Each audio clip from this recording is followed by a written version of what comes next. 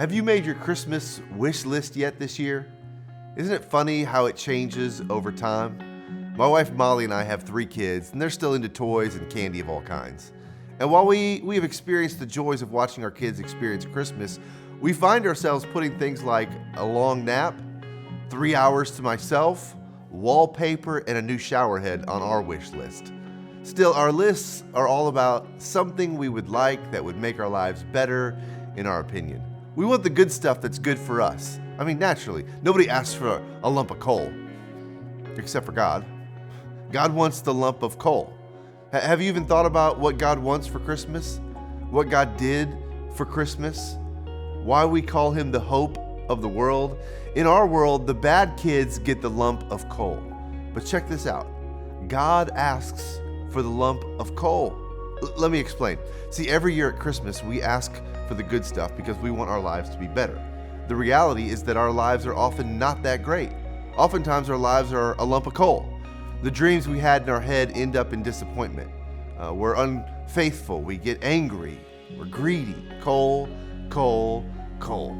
We leave a trail of broken relationships. We live in fear. We hate others. We walk around with anxiety, depression, brokenness, more coal. We get sick. Our bodies break. Cancer, heart attacks, COVID, flu. We live in a world that's full of coal.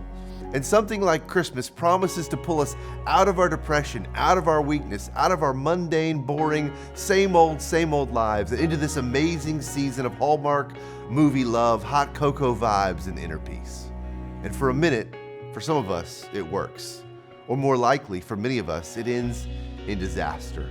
The family's a mess, the in-laws are crazy, politics dominate the conversation, and mask shaming of one form or another ensues. And Christmas turns out to be a big disappointment, more coal. And the crazy thing about God is that he wants our coal for his Christmas. As we read through the Bible, we see things that God would write on his list, and it looks something like this. God wants your anxiety. 1 Peter 5:7 says, cast all your anxiety on him because he cares for you. God so desires for us to live a life that is free from worry and anxiety that he's asking us to cast all our worry on him so he can carry that and you can experience freedom from it. He wants our pain. Look at Psalm 147:3. He heals the brokenhearted and binds up their wounds. This one's crazy for God to have on his list. Some of you have been mad at God for the pain in your life, but in reality, we serve a God of comfort, not pain, and he is asking that you bring your pain to him so he can begin to comfort you. God is saying, I know you are suffering, and I really want your pain. I want you to feel the comfort of the Father. It goes on and on and on. He takes our sin, our shame, our burdens, all of our mess.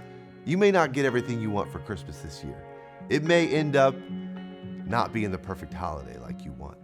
But if you'll let him, God will take all your coal. So give it to him. He asks for it.